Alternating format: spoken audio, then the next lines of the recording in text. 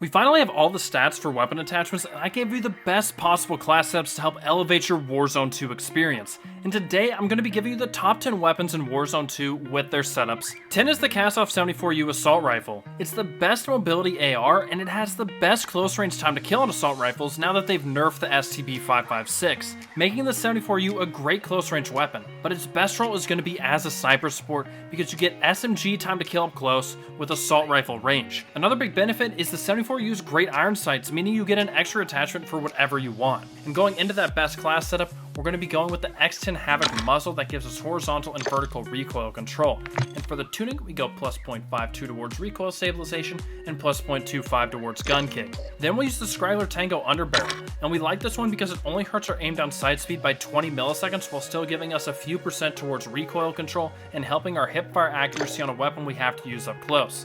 So for the tuning, I go negative 0.23 towards ADS speed, then I use the 45 round mag to get the best damage per mag on this weapon, and I use the Demo X2 rear grip which gives us recoil control, but I tune it towards ADS and sprint to fire because this is still going to be a close range weapon and we need the mobility stats to be good on it. And the last attachment, which is the extra one, is going to be the FSS OV laser, which gives us ADS speed and sprint to fire speed, which are two super important stats on weapons we're going to be using up close.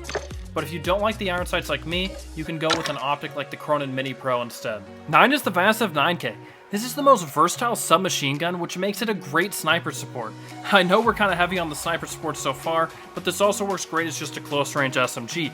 It has the third fastest time to kill for subs up close at 539 milliseconds, but it is also one of the most accurate, making it incredibly easy to use. But outside of those two things, the vaznev is very average for an SMG, but the TTK and accuracy are just too much to pass up on. And now if we look at the best class setup, it will look very similar to the 74Us, but a little bit different. We start off with this X10 Razor comp for the horizontal and vertical recoil control, but we are going to tune this one towards aim down sight speed at negative 0.34 and towards gun kick control at plus 0.12. Then we use the Scraggler Tango once again because it doesn't really hurt our mobility, but helps our hip fire as well as our accuracy, and we're going to tune it negative 0.1 towards ADS speed. We use the 45 round mag to get the best damage per mag on this weapon, and we use the Demo X2 grip once again to get our recoil control up, but we're going to tune this one towards sprint to fire speed and ADS speed because we're trying to still make this a prime weapon to use up close. And the last attachment will be the stock that gives us aim walking speed and sprint speed, which gets its mobility on par with the Lachmann sub, which is the fastest for SMGs in Warzone 2.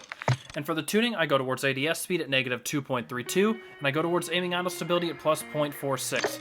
Use this as a sub or a sniper support and you won't regret it. Number 8 is the Taq-56, aka the SCAR, and it is the most accurate assault rifle because it has so little recoil. This is the most noob-friendly weapon you can use, and the time to kill isn't super slow either, at 960 milliseconds for long range, making it still competitive against other assault rifles, but it has two problems with it. First, the damage per mag is really bad even when you use the 60 round mag. And second is the average time to kill for assault rifles is completely outclassed by every single light machine gun. The slowest TTK on an LMG is 810 milliseconds at long range compared to the 960 milliseconds for the Taq-56. It's still a great weapon, it just can't go higher than 8 on this list. And for the best class setup, we're going to start with this Echolus 80 muzzle, which is a silencer, and we need to use it for the bullet velocity because the Taq-56 actually has a very low base bullet velocity for assault rifles, and we need to use this paired with this high velocity ammunition in order to get over 1100 meters per second. But now let's go to the tuning for the Echolus 80 real quick. We go negative 0.32 towards ADS speed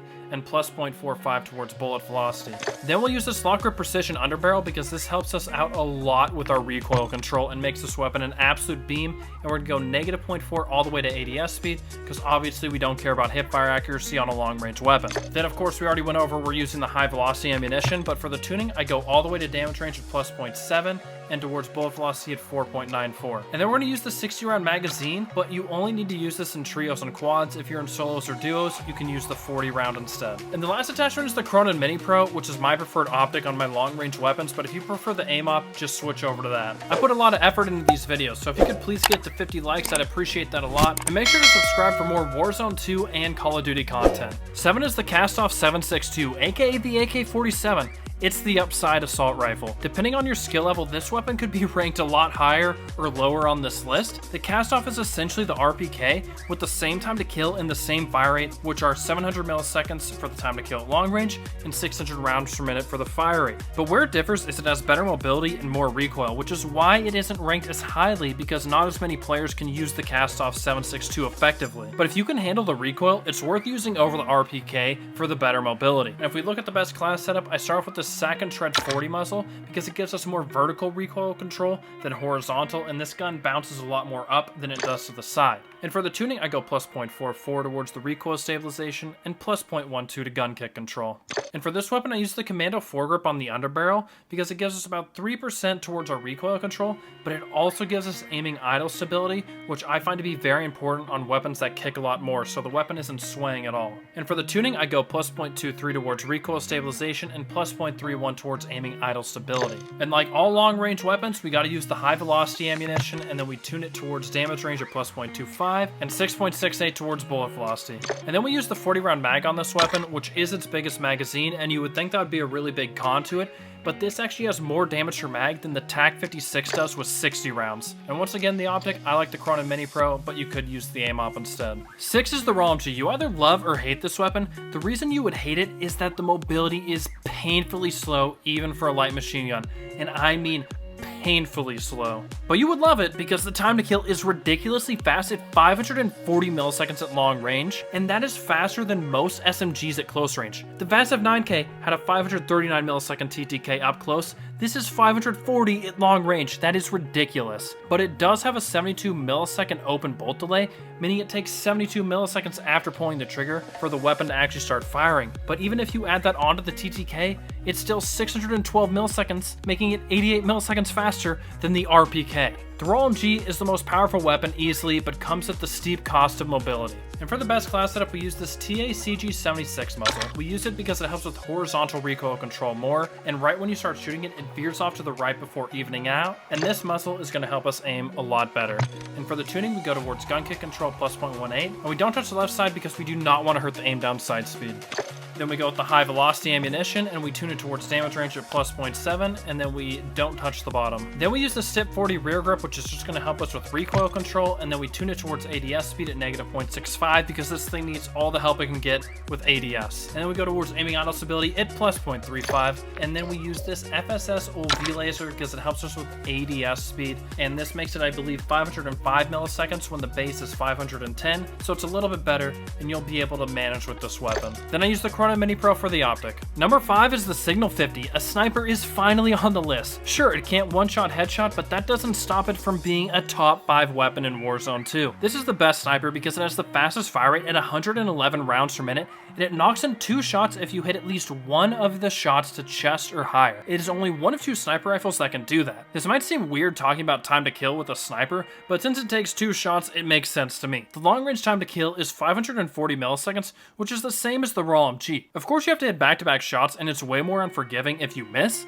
but the reason the multiple shots and slower time to kill for snipers in comparison to Warzone 1 doesn't really matter too much is because of how optics and recoil work on other long-range weapons in Warzone 2. You can't really use high-zoom optics because of how bad the visual recoil gets, and when you use low-zoom optics, you can't really see people very well when they get super far away. So this limits assault rifles and light machine guns to only being really effective out to 75-100 meters for most players, and this allows snipers to be the only high-zoom optic weapon, making it the only viable option over 100 meters, and that makes the Signal 50 meta. And now if we go to the best class setup, there's only 3 things I care about: aim down sight speed, bullet velocity, and aiming idle stability. So that's what every attachment is geared towards. We use this Nil Sound 90 silencer because it gets us bullet velocity.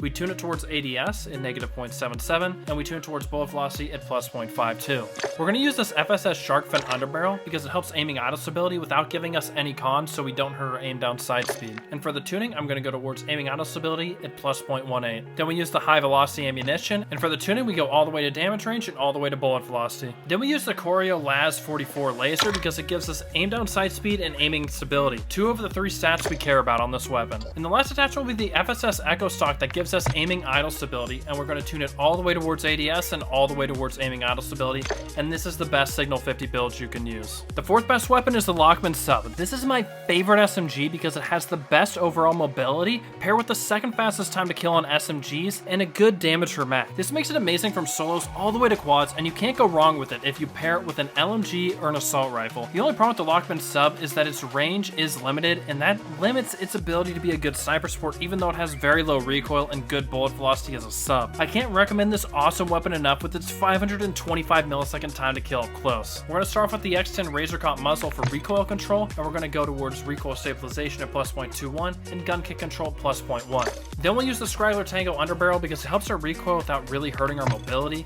and then we're going to tune it towards ADS speed at negative 0.12. And then I use the 40 round mag because it does not hurt our movement speed or ADS nearly as much as the 50 round mag, but you do need to use the 50 round in quads. Then I use the Lachmann TCG rear grip, and this gives us recoil control, but then I tune it towards ADS speed and sprint to fire because it is an SMG and we still need its mobility stats to be elite up close. And the last attachment will be the FT mobile stock, which as you can probably gather, it helps out your mobility, and I tune it towards ADS speed at negative 2.84 and towards aiming idle stability at plus 0.132. Number 3 is the Fennec. Now we all knew this was coming with its ridiculous 1091 rounds per minute, and its crazy 495 millisecond time to kill up close. This weapon is way too good up close, but it still does have some drawbacks. First, the 45 round mag is too small with its fire rate and damage, and the bullet hose runs through ammo insanely quickly, making it not as viable in quads as the Lachmann is. And the second drawback is that you need to hit chest shots in order to get the good time to kills on this weapon, whereas the Lachmann sub has equal chest to stomach shot damage,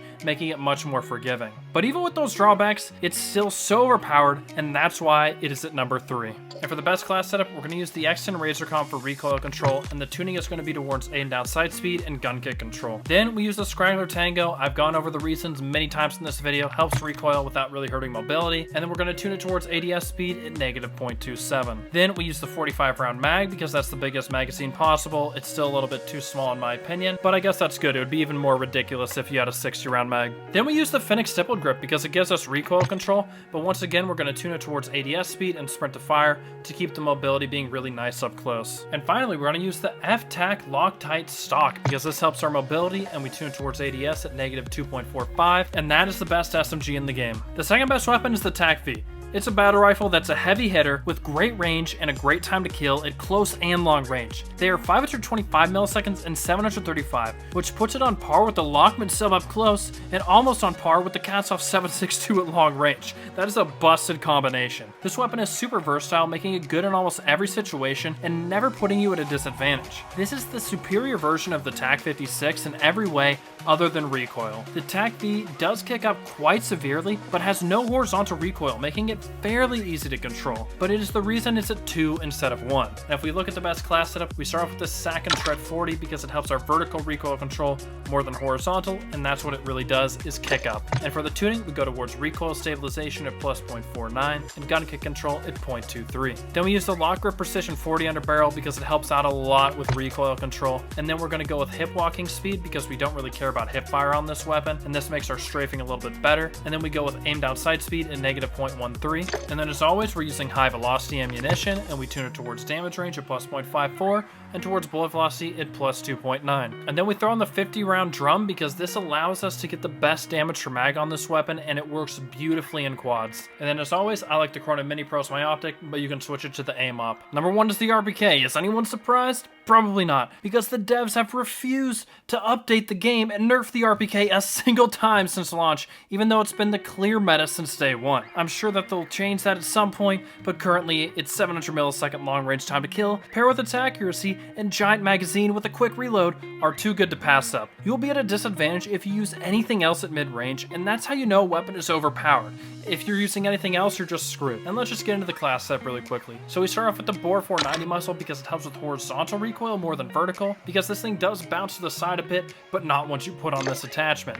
And for the tuning, we go towards ADS speed because it's still an LMG and we need to help that out. And then we go towards gun kick control at plus 0.18. Then we go with the Lock Grip Precision 40 underbarrel because this helps out a lot with recoil control, but we're still going to be tuning it towards ADS speed at -0.32. Then we go with high velocity ammo, and we go with the Corio LAS 44 laser because this helps with ADS speed as well as aiming stability, and this makes the weapon perform much nicer. And then I go with the Cronen Mini Pro as always. And those are the top 10 weapons in Warzone 2.0. But if you're curious why Warzone 2 is losing to Warzone 1, make sure to click on this video right here. Peace.